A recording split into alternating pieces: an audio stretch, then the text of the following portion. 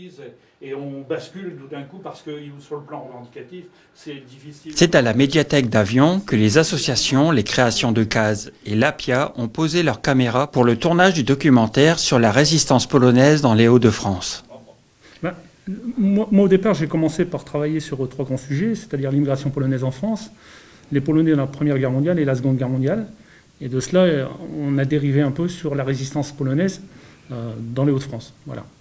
Donc on s'est intéressé à... Premièrement, ce qu'il nous fallait, c'est absolument d'avoir des résistants ou résistantes.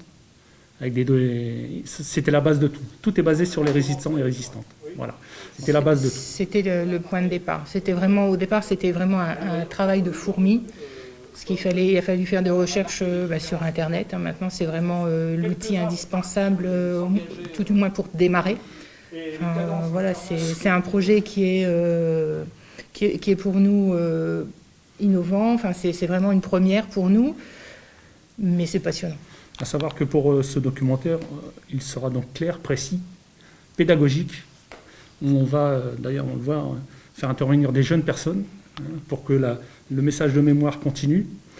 Et il sera le plus vrai possible, c'est-à-dire que il n'y aura aucune déformation au niveau des propos, il n'y aura pas de jugement de valeur, il n'y aura pas non plus de parti pris. On prend tout et nous, on va raconter que les faits.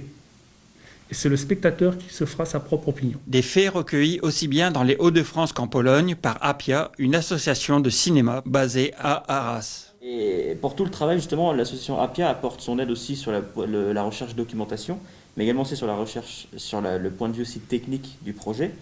Et pour ça, du coup, en fait, on a opté pour une stratégie de mise en scène, on va dire, assez simple, c'est-à-dire qu'on veut que les résistants et que les histoires humaines qu'on va raconter dans le documentaire soient au cœur du film. C'est pour ça aussi que le fait qu'une équipe jeune travaille dessus permet justement de faire en sorte qu'on puisse s'adresser aussi aux jeunes pour transmettre justement cette mémoire à une des cibles qui est les plus importantes. C'est la jeunesse qui du coup va elle-même justement apprendre tout ça pour éviter de faire les mêmes erreurs qui ont été faites il y a longtemps. Parce que les résistants, il en reste peu, il en reste même de moins en moins, ce qui est évident. Et donc toute cette mémoire va disparaître, va se perdre. Et si on n'est pas nous là pour essayer de la conserver, qui va la transmettre encore derrière? Personne. Il faut savoir que pour ce documentaire, on a réuni quand même certaines conditions, c'est-à-dire des résistants et résistantes avec des témoignages extraordinaires. On a des intervenants, des historiens, etc., d'une très grande valeur. Et pour terminer, on a une équipe technique qui est au top. Donc toutes les conditions sont réunies pour faire réellement un grand documentaire sur la résistance polonaise. Un grand documentaire de 52 minutes dont la sortie est prévue en fin d'année. Qui sont les premiers militants, les premiers dirigeants de la Pologne.